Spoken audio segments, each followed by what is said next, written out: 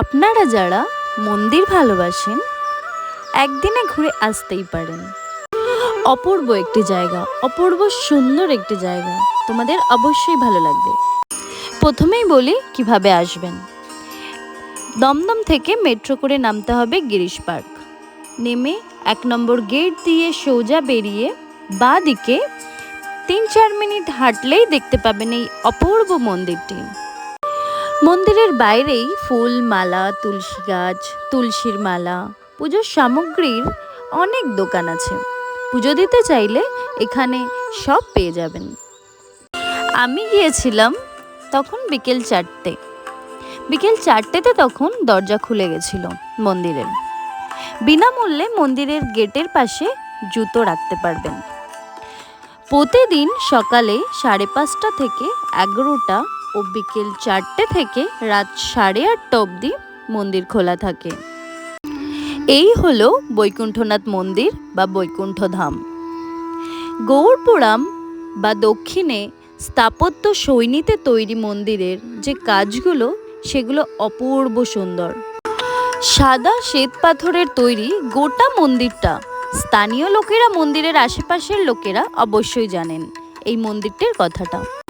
হলপ করে বলতে পারি কলকাতার বিভিন্ন প্রান্তের মানুষ বা দূরের মানুষেরা, বেশিরভাগ মানুষই জানেন না যে কলকাতার বুকে রয়েছে এত বড় অপূর্ব একটি মন্দির।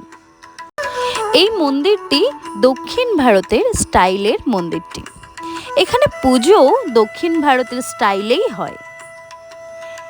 একটি দিনে ঘুরে আসতেই পারেন, খুব ভালো লাগবে আপনাদের।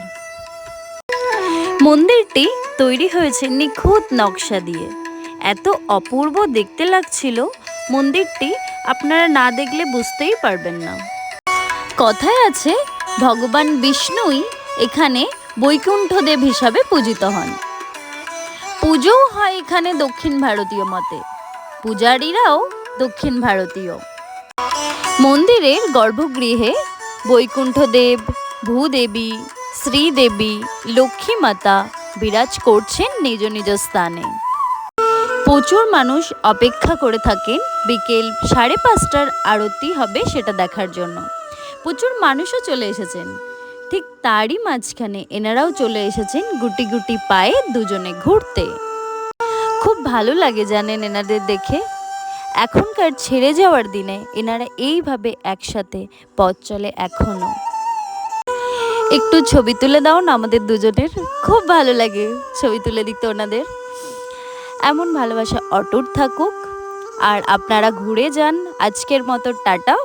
পরের ভিডিও দেখার জন্য চ্যানেলটা সাবস্ক্রাইব করে দিন আর বড়দের প্রণাম।